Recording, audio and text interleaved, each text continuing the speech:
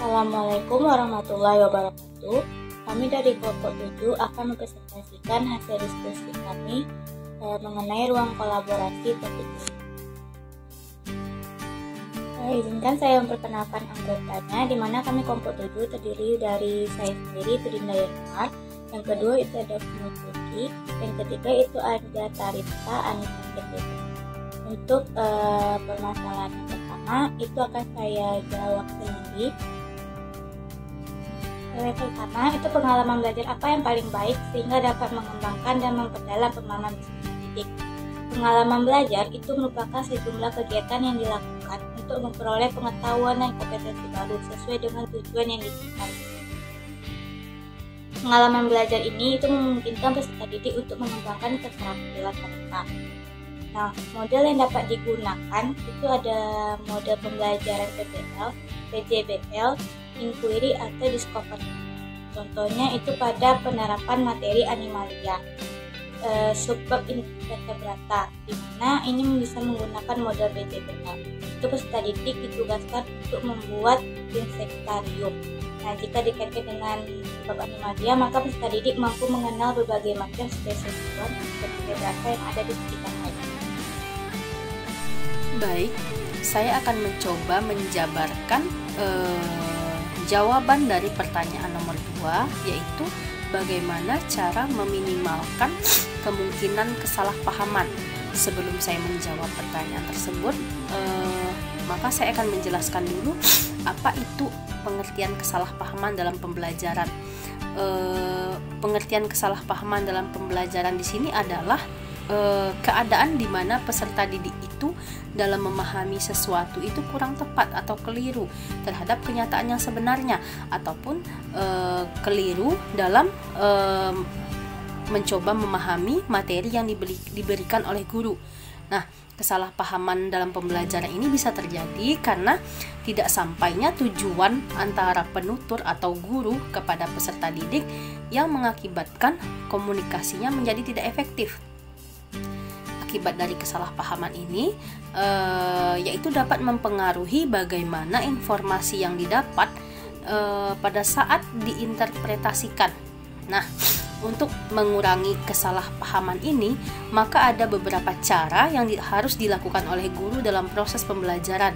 Yang pertama yaitu menyederhanakan hal yang rumit. Maksudnya di sini yaitu seorang guru harus bisa mencari bahasa-bahasa yang mudah dalam menjelaskan materi kepada peserta didik agar makna atau isi materi tersebut bisa dipahami dengan gampang oleh peserta didik. Yang kedua, menyiapkan diri materi ajar yang baik dan lengkap.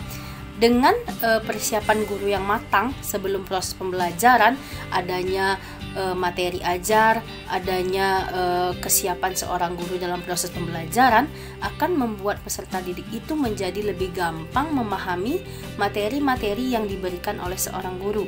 Nah, yang ketiga yaitu berbicara yang baik di lingkungan sekolah. Kenapa berbicara yang baik di lingkungan sekolah juga sangat berpengaruh? Karena ketika guru sudah melakukan hal tersebut, maka akan terjalin komunikasi yang baik antara peserta didik dan guru, yang mengakibatkan peserta didik itu akan meminimalkan rasa kesalahpahaman dalam diri peserta didik itu menjadi tidak ada kepada guru karena sudah terjalin komunikasi yang baik. Nah, yang keempat yaitu menghargai perbedaan kebudayaan. Dengan adanya seorang guru menghargai kebudayaan juga akan membuat peserta didik merasa bahwa mereka juga dihargai kebudayaannya walaupun berbeda. Nah, di situ juga akan membuat peserta didik itu menjadi tidak salah paham kepada gurunya dan juga bisa menghargai gurunya, sehingga materi-materi yang diberikan oleh guru akan didengar oleh peserta didik dengan serius. Yang kelima, memberikan umpan balik. Adanya umpan balik dalam proses pembelajaran itu akan meminimalkan kesalahpahaman pada peserta didik. Kenapa? Karena ketika peserta didik mengemukakan pendapatnya, maka pada saat itu benar atau salahnya guru akan bisa langsung mengoreksi dan memberikan pemahaman yang benar. Jadi kesalahpahaman yang terjadi pada peserta didik itu tidak akan terjadi ketika ada umpan balik yang diberikan oleh guru dan peserta didik. Yang keenam, menjadi sosok yang humoris. Seorang guru yang humoris dan friendly itu juga akan membuat peserta didik menjadi tidak ada rasa kesalahpahaman dalam dirinya, karena guru tersebut bisa melakukan pendekatan-pendekatan kepada peserta didik dengan sifatnya yang dianggap ramah. Dan yang terakhir yaitu menerima masukan. Dengan adanya cara yang diberikan oleh guru kepada peserta didik dengan memberikan ruang kepada peserta didik untuk memberikan masukan kepada guru. Jadi peserta didik di sini merasa dihargai. Mereka beranggapan bahwa seorang guru juga butuh masukan dari peserta didiknya, karena tidak semua guru itu tidak punya kesalahan dalam proses pembelajaran. Jadi mereka merasa juga dihargai dan merasa diajak dalam kegiatan proses pembelajaran, yang akan membuat peserta didik itu tidak salah paham kepada gurunya. Mungkin hanya itu penjelasan saya untuk jawaban yang nomor 2. Baik, perkenalkan, nama saya Husnul Kulki, NIM 23345269. Di sini saya akan menjelaskan tentang pertanyaan yang ketiga, yaitu bagaimana mengatur dan mengurutkan pengajaran dan pembelajaran untuk memaksimalkan keterlibatan dan efektivitas.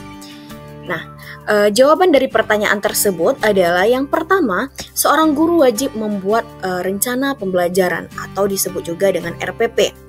Nah, dengan adanya RPP sebagai acuan, maka guru sudah memiliki bayangan terkait apa saja materi yang akan disampaikan pada hari ini dan dapat membayangkan masalah yang mungkin akan terjadi, sehingga guru sudah mampu membayangkan solusi dari permasalahan tersebut bahkan sebelum memulai suatu kelas.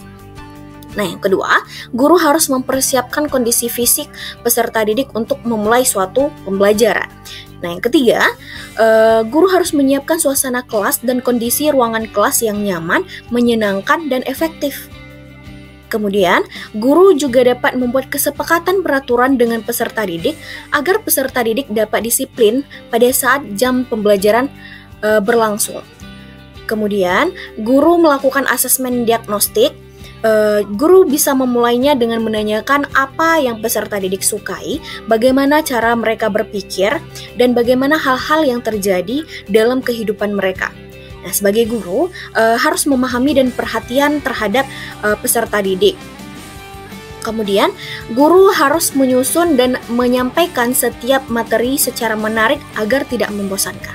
Nah, yang terakhir, guru sesekali mengadakan ice breaking agar suasana kelas tidak monoton, serta untuk mencegah rasa bosan dan mengantuk pada peserta didik saat proses pembelajaran sedang berlangsung.